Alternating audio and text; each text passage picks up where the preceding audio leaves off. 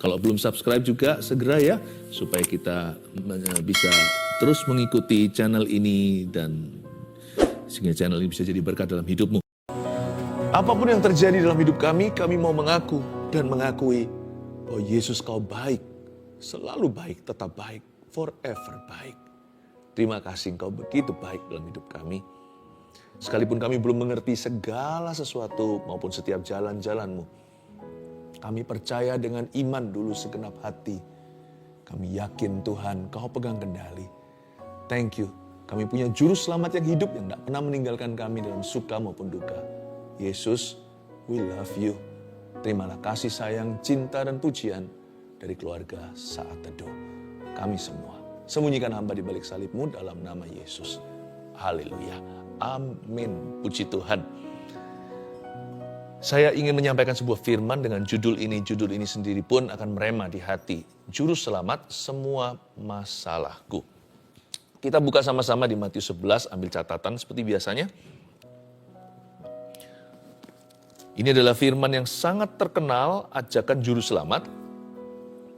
Tapi tema kita hari ini menjadi juru selamat semua masalahku untuk mengingatkan kita bahwa dalam setiap permasalahan kita nggak sendirian. Enak ikut Yesus. Ikut Yesus bukan berarti free atau bebas dari problema. Tetapi kalau kita mengikut Yesus, kita bukan punya agama. Kita memiliki penyertaan namanya Immanuel, ya kan? Tuhan beserta kita. Enaknya di mana ikut Tuhan Yesus? Suka duka, dia selalu ada di sisi kita. Dia ada di dalam kita. Dan dia ada di dalam setiap masalah hidup kita. Juru selamat semua masalahku ayat 25, Matius 11 ayat 25, saya bacakan dulu. Pada waktu itu berkatalah Yesus, aku bersyukur kepadamu Bapa, Tuhan langit dan bumi, karena semuanya itu engkau sembunyikan bagi orang bijak dan orang pandai. Tetapi engkau nyatakan kepada orang kecil, ya Bapa, itulah yang berkenan kepadamu. Semua telah diserahkan kepadaku oleh Bapakku, dan tidak seorang pun mengenal anak selain Bapa, dan tidak seorang pun mengenal Bapa selain anak, dan orang yang kepadanya anak itu berkenan menyatakannya. Marilah kepadaku semua yang letih lesu dan berbeban berat. Aku akan memberi kelegaan kepadamu. Pikulah kuk yang kupasang dan belajarlah padaku. Karena aku lemah lembut dan rendah hati dan jiwamu akan mendapat ketenangan. Sebab kuk yang kupasang itu enak dan bebanku pun ringan. Saya ulangi lagi ayat 25, saya jelaskan. Pada waktu itu, ini waktu apa? Kalau kita baca ayat-ayat sebelumnya, Yesus mengalami penolakan demi penolakan. Ternyata anak Allah, Mesias kita juga mengalami berbagai macam problema. Tapi beliau alami itu lalui untuk kita. Sebagai juru selamat kita, dia sudah dicobai di segala langit. Tiap level kehidupan. Tapi dia tidak berdosa. Yesus tanpa dosa bisa menjadi pengorbanan untuk menghapus dosa kita. Tapi Tuhan Yesus merasakan lapar, merasakan ditampar, merasakan juga dikhianati, merasakan dibenci, difitnah. Tuhan lalui semuanya itu. Bahkan oleh keluarganya sendiri, yang kurang paham akan ministri pelayanan Tuhan waktu itu, mereka seringkali tidak percaya apa yang dia lakukan. Sehingga Yesus pernah berkata, musuh orang itu adalah anggota keluarganya sendiri. Bukan Yesus yang memusuhi. Mereka yang tanpa sengaja, secara tidak langsung memusuhi Yesus.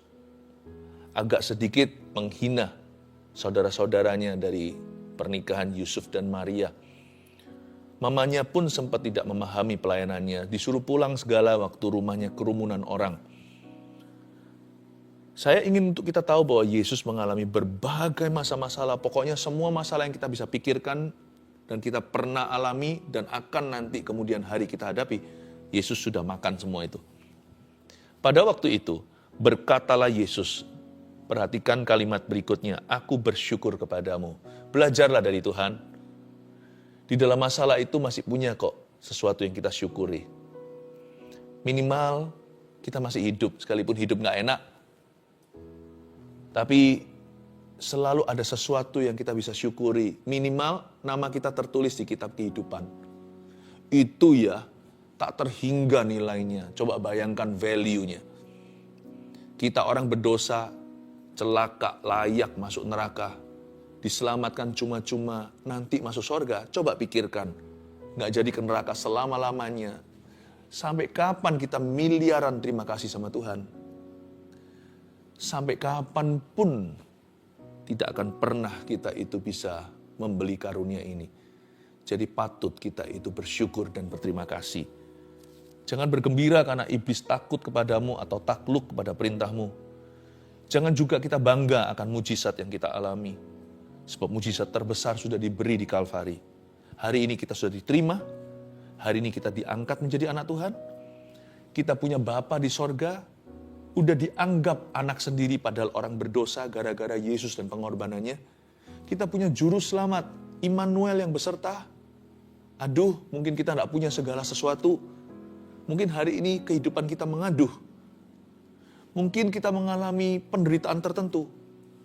Tapi siapa punya Yesus punya segala sesuatu. Meskipun kita belum punya segala-galanya. Tapi kalau kita punya Yesus dan kita dimiliki oleh Yesus, kurang apa lagi? Tak akan kekurangan aku jikalau engkau gembalaku. Yesus berkata gini, ketika Yesus sendiri sebagai anak manusia diuji, aku bersyukur kepadamu, Bapa, Tuhan langit dan bumi. Yesus waktu itu menyebut Bapa di sorga, Bapa, Tuhan langit dan bumi. Dari sini kita pelajari damai sejahtera Yesus dalam menghadapi problema yang beliau sendiri harus lalui gara-gara kita. Bukankah Yesus itu Allah yang menjelma menjadi manusia? Kenapa? So that he can walk. He could walk where we are walking. Supaya dia bisa berjalan di mana kita akan jalani nanti. Supaya dia bisa dicobai di mana nanti kita akan mengalami pencobaan. Supaya dia bisa merasakan semua yang akan kita rasakan kemudian hari atau saat ini.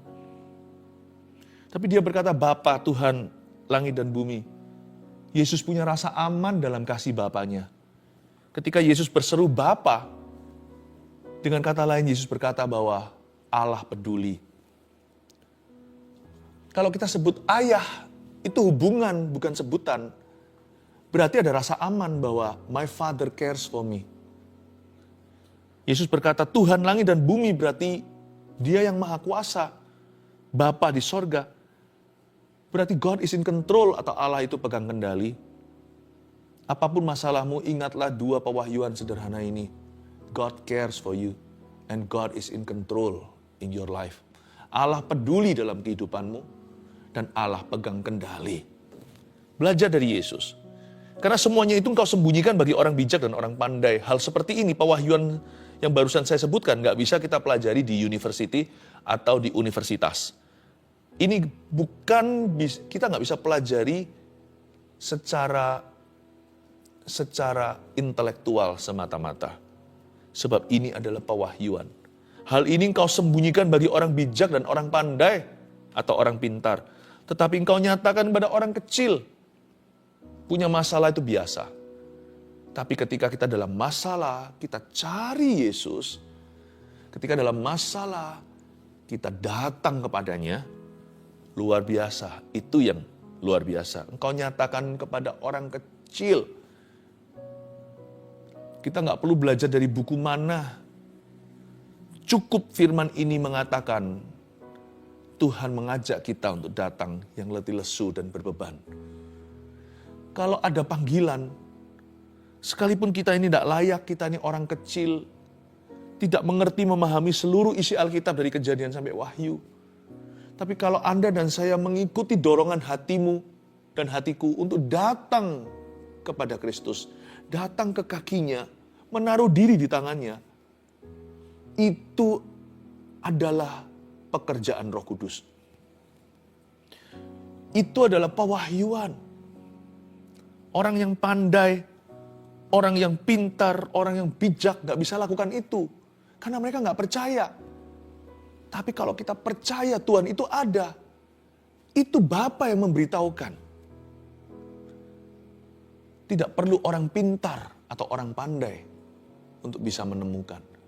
Saya ingin untuk Anda tahu bahwa dalam masalahmu, kalau ada dorongan, ada keinginan, kerinduan di hati ini untuk berdoa, tanggapi itu datangnya dari Tuhan. Kalau ada kehausan untuk mendengarkan firman Tuhan, buka Alkitab atau mendengarkan seperti ini, yaitu saat teduh bersama, ikuti. Itu dorongan hati bukan dari dirimu sendiri. Itu adalah tuntunan Roh Kudus. Tapi aku tidak layak. Tapi kalau ada keinginan untuk cari Tuhan dalam ketidaklayakan, itu Tuhan yang mewahyukan pada orang kecil yang tidak layak seperti Anda dan saya. Dan kalau kita mendengar firman seperti ini, tiba-tiba melompat, kena ke hati, itu bukan rekayasa. Itu Roh Kudus sedang bekerja. Ya Bapa, itulah yang berkenan kepadamu, ayat 26. Semua telah diserahkan kepadaku oleh Bapakku, dan tidak seorang pun mengenal anak selain Bapa. Dan tidak seorang pun mengenal Bapa selain anak. Dan orang yang kepadanya anak itu berkenan menyatakannya. Lihat ini semua kata pernyataan, menyatakannya, mengenal, diserahkan kepadaku. Semua ini adalah karya Allah. Tujuan daripada setiap masalah diizinkan di hidup kita adalah supaya kita mengenal anak dan mengenal Bapa. Supaya kita mengenal Bapa yang mengasihi kita, Bapa yang peduli, Bapa yang pegang kendali, dan mengenal Yesus Kristus pengantara antara Allah dan manusia. Anak Allah yang maha tinggi. God the Son. Tujuan semua persoalan bukan untuk menghancurkan kita. Bagi orang yang sudah percaya Yesus, Tuhan memanggil kita sesuai dengan rencananya yang ajaib. Dia bekerja sama dalam segala perkara untuk mendatangkan kebaikan, bukan kehancuran. Tujuan diizinkan masalah di dalam kehidupan kita adalah supaya kita mengenal anak, yaitu Yesus Kristus, juru selamat kita dalam setiap permasalahan hidup yang harus kita hadapi. Juru selamat semua manusia, juru selamat orang percaya, dan untuk mengenal Bapa sumber segala sesuatu. Marilah kepadaku semua yang letih lesu dan berbeban berat. Ini ajakan, invitation, ini undangan. Nggak tebang pilih, nggak pandang bulu. Ayat ini tidak dimeteraikan, istilahnya seperti surat terbuka. Bisa untuk siapa saja yang meresponi suaranya. Sekali lagi Yesus berkata gini, marilah kepadaku semua. Berarti everybody. Everybody itu semua orang. Berarti juga anybody atau siapa saja. Peduli amat kalau dia layak, nggak layak. Peduli amat kalau dia barusan jatuh dalam dosa. Peduli amat kalau dia sudah berlumuran dosa, nggak keruan, kayaknya susah dipulihkan. Peduli amat kalau dia pernah jahat, setengah mati, kesetanan. Peduli amat kalau dia sudah kondisi hidupnya tidak memungkinkan lagi untuk kembali semula.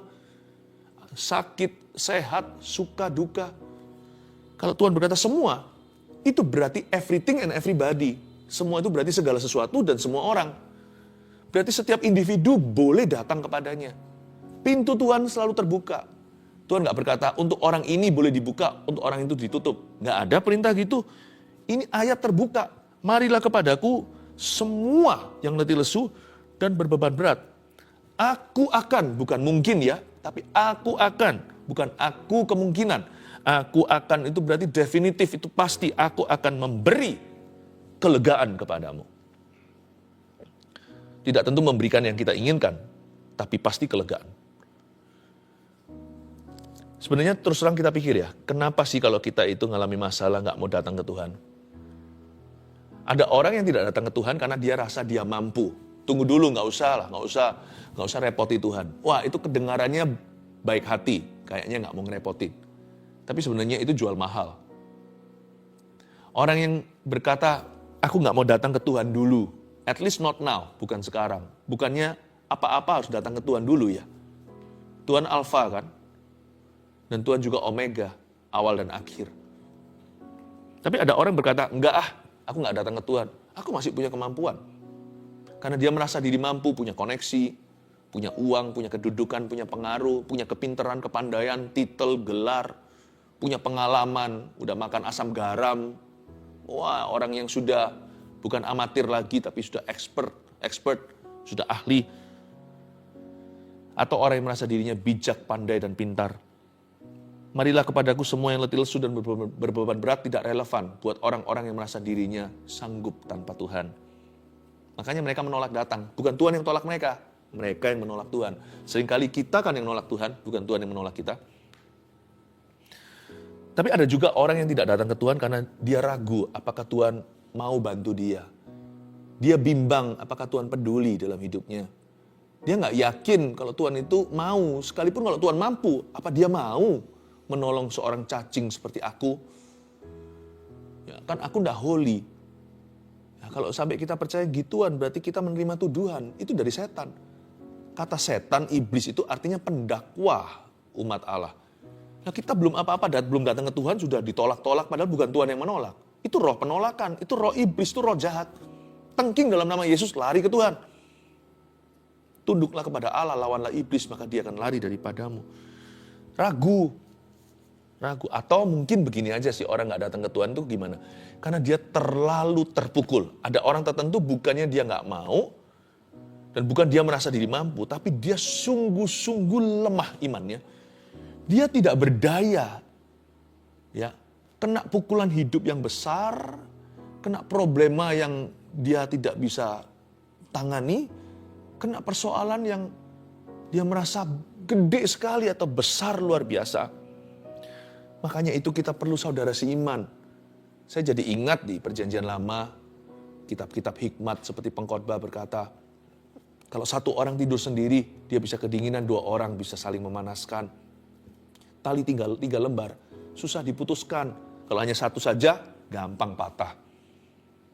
Coba pikirkan, pada waktu kita nggak datang ke Tuhan karena apa? Ada orang yang ketika ngalami masalah, udah langsung give up.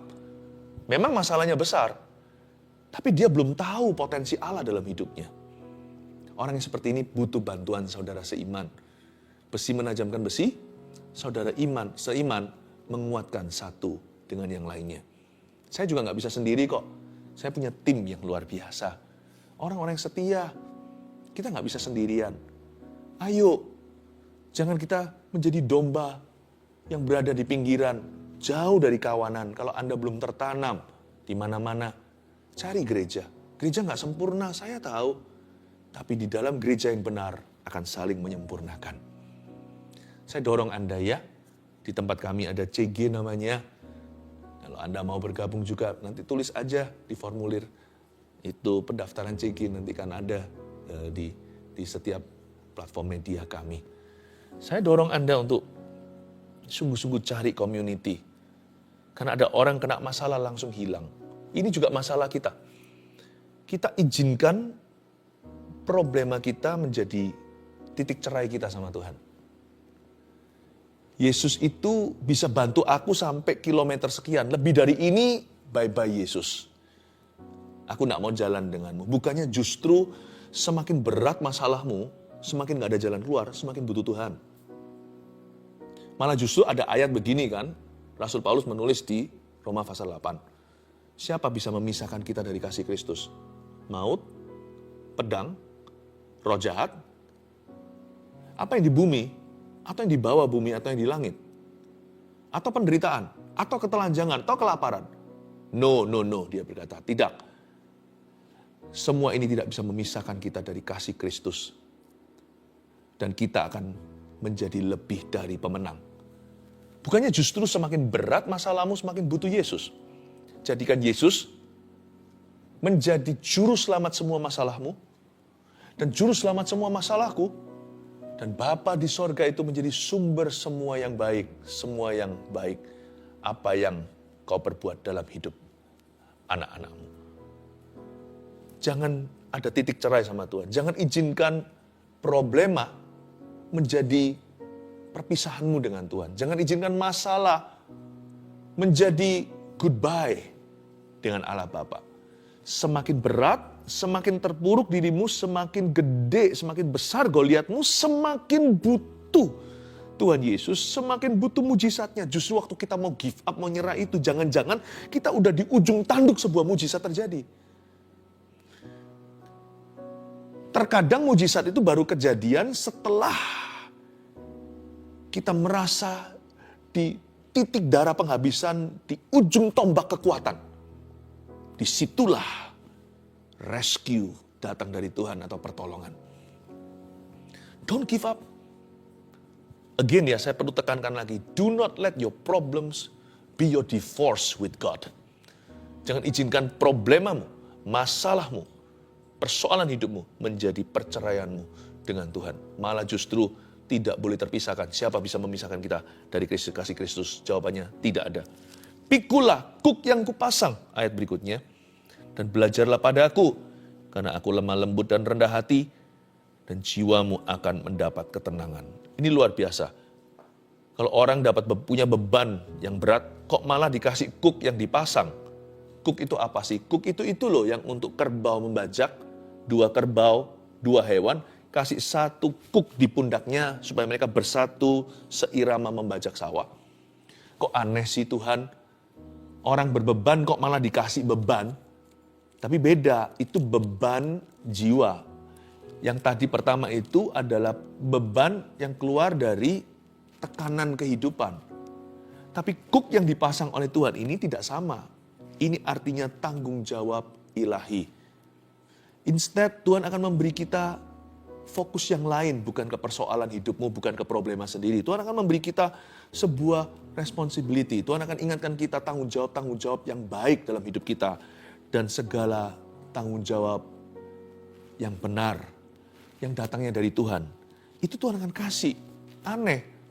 Waktu kita bukan fokus ke masalah kita, misalkan kita dikasih Tuhan tanggung jawab untuk jaga seorang saudara seiman yang sedang mengalami sebuah masalah, kita jadi lupa, minimal setengah lupa dengan masalah kita.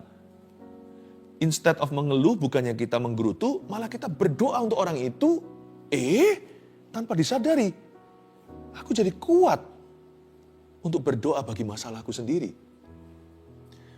Karena kuk yang Tuhan pasang itu ringan. Kuk yang dipasang oleh Tuhan itu membuat kita jadi belajar dari Dia yang lemah lembut dan rendah hati. Tuhan kalau mau solve atau menyelesaikan masalah kita, nggak tentu harus dengan langsung menyelesaikan masalah kita. Terkadang Tuhan mau selesaikan masalah kita dengan membawa kita dulu pikiran dan hati keluar dari masalah hidup kita. Tuhan kasih kita beban ilahi yang datangnya dari atas dan untuk tujuan lebih tinggi. Dan ternyata itu justru mendatangkan ketenangan. Orang yang cari ketenangan malah berakhir dalam kecemasan, overthinking, anxiety. Tapi orang yang mencari Tuhan malah beroleh ketenangan. Sekalipun Tuhan tidak tentu langsung address atau bicara tentang masalahnya, Tuhan kasih dia beban after beban untuk orang lain, berdoa untuk sesama. Dikasih Tuhan beban pelayanan. Pelayanan bukan pelarian tapi kalau disambut dengan hati yang benar, pelayanan itu berkat. Malah dikasih kekuatan. Dan kuk itu waktu dipasang pertama-tama, dia hanyalah berat di depan. Tapi lama-lama kita terlatih ototnya. Coba lihat itu kerbau pembajak sawah. Itu beda dengan wagyu yang dimakan, yang dipijit-pijit itu, teknologi yang dikasih minum makan yang paling berkualitas. Tujuannya kan disembelih, supaya dagingnya marblingnya kelihatan, supaya dagingnya itu seperti marmer gitu. Wah, fatty, penuh dengan lemak. Itu yang mahal. Tapi kerbau yang dikasih kuk untuk membajak, bukan lemak. Yang ada adalah otot-otot semuanya. Coba kita tukar tempat. Yang wagyu suruh membajak sawah dengan kuk itu. Mati dia. Belum sampai membajak sawah, tengah jalan dia nggak kuat. Tapi yang kerbau dimasak nggak enak. Dagingnya terlalu keras. Apa maksudnya? Kalau kita pasang kuk Tuhan, kita nggak jadi dimasak. Justru kuat mengangkat beban. Aneh ya. Beban kasih ringan, tambah sakit-sakitan. Dikasih beban dari Tuhan, dikasih kuk dari Tuhan Yesus, malah otot rohaninya keluar semua, jadi gagah perkasa. Jiwaku akan mendapat ketenangan. Lalu ayat 30, sebab kuk yang kupasang itu enak, dan bebanku pun ringan. Terus terang, kuk tidak pernah ringan. Bukan kuknya yang jadi enteng, tapi kitanya yang tambah kuat. Perbedaannya di sana. Bukan kalau kita lihat zaman sekarang di metropolitan nggak kelihatan. Tapi kalau kita pergi ke desa atau pedesaan, kita akan melihat kan, sekali-kali kita beruntung melihat ada petani membajak sawah dengan kerbaunya. Kayaknya enteng ya, coba diangkat, itu berat. itu enteng karena kerbaunya kuat. Kita justru menjadi kuat, bukan cooknya jadi ringan.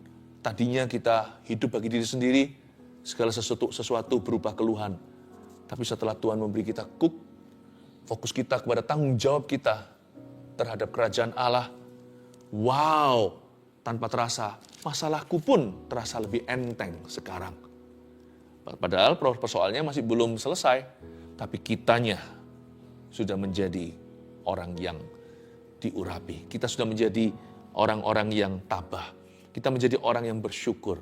Dan bahkan Tuhan berikan solusi.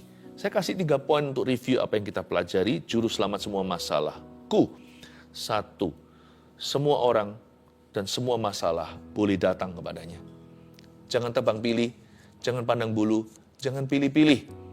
Kalau mau datang ke Yesus itu all, everything, everyone, anyone, dan anything juga.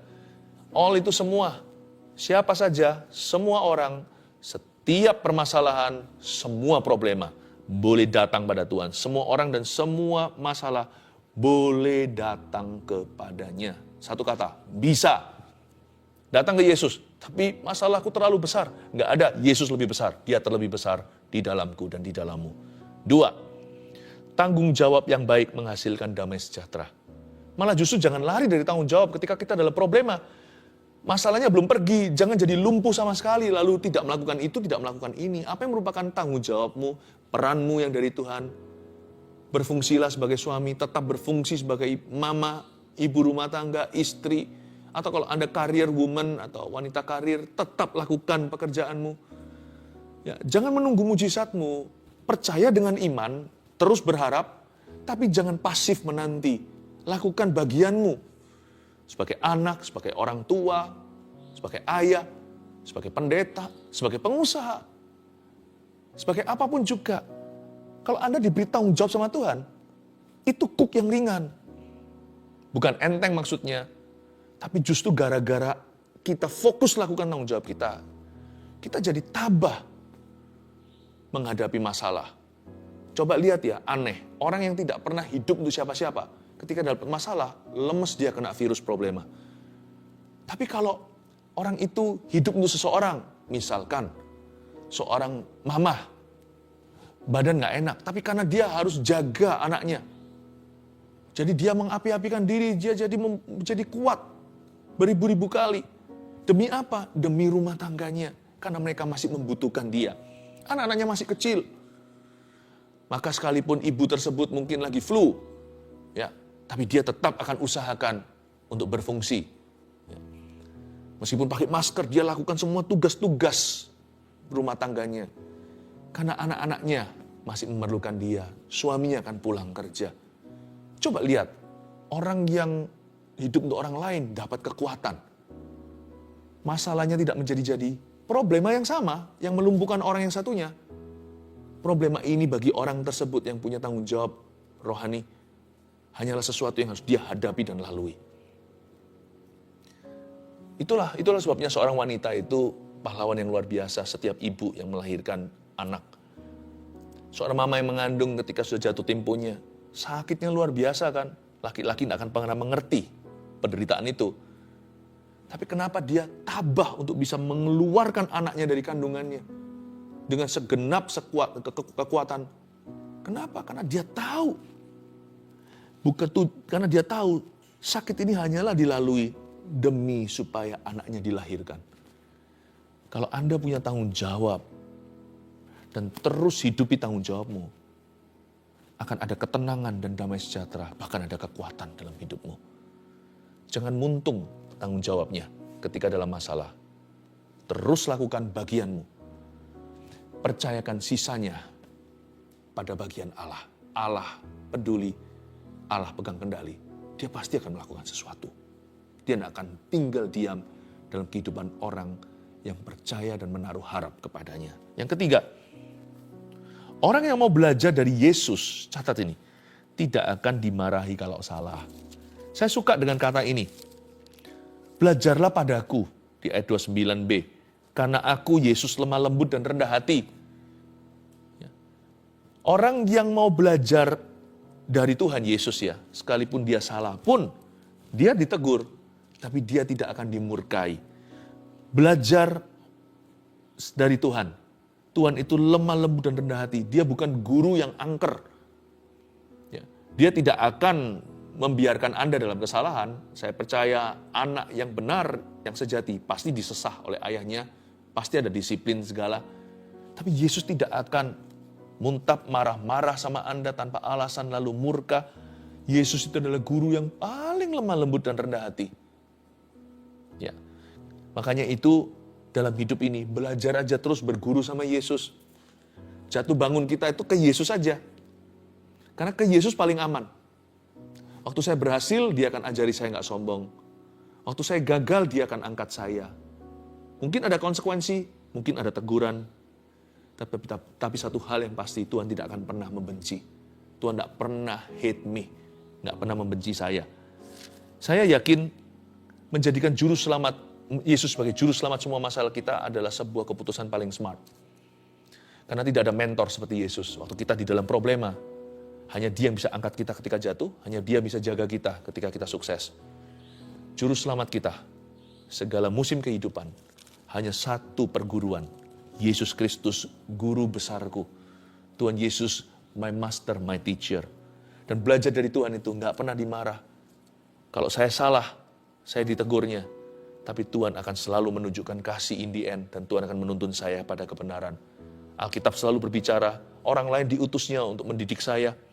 Pengalaman hidup pun akan banyak shaping me atau membentuk atau akan mengajar saya. Kadang-kadang kalau memang ada hukuman dari Tuhan pun itu untuk kebaikan. Karena Tuhan tidak pernah menghukum kita anak-anaknya dari murka. Tuhan selalu menghukum kita dari kasih dan dari sebuah rencana untuk memulihkan. Karena itu saya mau jadikan Yesus forever juru selamatku dalam segala sesuatu dan setiap persoalan hidupku. 1, 2, 3. Yesus juru selamat semua masalahku. 1, semua orang, semua masalah boleh datang kepadanya. 2, tanggung jawab yang baik dalam hidup kita menghasilkan damai sejahtera. 3, orang yang mau belajar dari Yesus, sekalipun gagal, tidak akan dimarahi kalau salah. Tuhan akan menuntun kita ke dalam kebenaran. Mari kita datang kepada Yesus. Kita mengangkat tangan kita, domba-domba Kristus yang dikasihi, setiap umat pilihan Allah, putra-putri sorga. Terimalah berkat dari Allah Bapa, Putra, Roh Kudus, Juru Selamatmu yang satu, Juru Selamat kehidupan dan semua masalah kita. Yesus Kristus mencintaimu. Dalam nama Yesus, terima damai sejahtera. Haleluya. Amin. And there I find you in